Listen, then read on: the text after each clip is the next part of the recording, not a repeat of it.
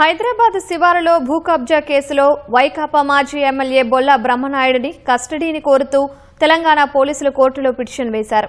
మరింత సమాచారం మా ప్రతినిధి రమేష్ ను అడిగి తెలుసుకుందాం. రమేష్, కస్టడీ పిటిషన్లో పోలీసులు ఏమని కోరారు? కోర్టులో విచారణకు ఎప్పుడు వచ్చే అవకాశం ఉంది?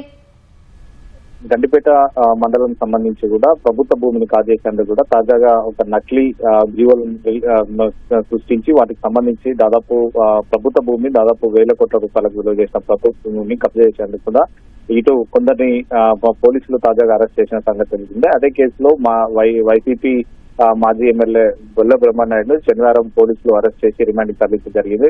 ఇప్పటికే కొంతమందిని ఈ కేసులో A9 గా ఉన్న రాధాకృష్ణతో పాటు నిమ్మల రాజేష్ తర్వాత రామస్వామి, వేణుగోపాల్ను 2 రోజుల పాటు పోలీసులు కస్టడీ తీసుకుని విచారణ కొనసాగించడం జరిగింది. విచారణలో భాగంగా కొంత సమాచారాన్ని అధికారులు అయితే రాబట్టడం జరిగింది. ఇప్పటికే వారు ఇచ్చిన సమాచారంతో కూడా బొల్ల బ్రహ్మనాయుడు ఈ కేసులో A7 గా ఉన్నారో అతనికి సంబంధించి ఆ పాత్ర ఏంది, అతను ఈ ఫేక్ జీవోలకు సంబంధించి కానీ తర్వాత ఫోర్జరీ సంతకాలు ఏ విధంగా చేయడం జరిగింది, వాటిలో ఇప్పటికే కలెక్టర్ గాని తర్వాత RDO తర్వాత తహసీల్దార్ సంబంధించి కూడా వారి సంతకాలను కూడా ఫోర్జరీ చేసినట్లు కూడా ప్రాథమికంగా పోలీసులు గుర్తించడం జరిగింది. కాబట్టి వారు ఎందుకు ఫోర్జరీ చేసి తర్వాత ఫేక్ జీవోలను గవర్నమెంట్ ఇష్యూ చేసినట్టు ఒక ప్రభుత్వ భూమిని ప్రైవేటు వ్యక్తులకు అప్పగిస్తున్నట్లు కూడా ఆ ఫేక్ జీవోలను కూడా సృష్టించడం జరిగింది. దీని వెనక ఇంకా ఎవరున్నారని కూడా ఒక స్పష్టంగా ఆ వివరాలు అయితే పోలీసు అధికారులు అయితే వివరాలు సేకరించాల్సి ఉందని చెప్పి కూడా అధికారులు అయితే భావిస్తున్నారు. మొదటగా గండిపేట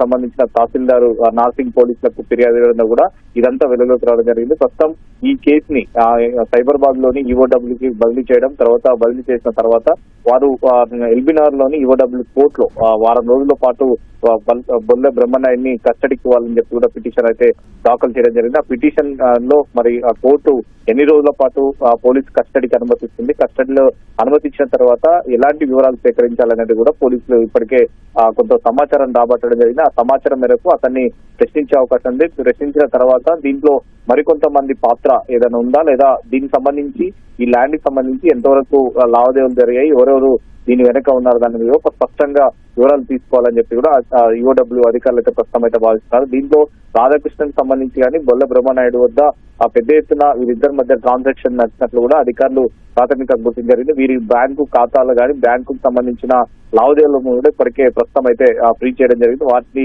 వివరాలు సేకరిస్తూనే తర్వాత వీటి కస్టడీ తీసుకుంటే మరికొన్ని విషయాలు వీళ్ళలోకి వస్తాయని చెప్పి కూడా ప్రస్తుతం పోలీసులు అయితే భావిస్తున్నారు. కాబట్టి దానికి సంబంధించి మరి కస్టడీ సంబంధించి ఎన్ని రోజుల పాటు కోర్టు అనుమతిస్తుంది, ఆ కోర్టు అనుమతిస్తాక దీనికి సంబంధించి విచారణ కొనసాగించిన తర్వాత ఎలాంటి విషయాలు వీళ్ళలోకి వస్తాయనేది కూడా ప్రస్తుతం అయితే వెచ్చడం అవసరం ఉంది. ధన్యవాదాలు రమేష్.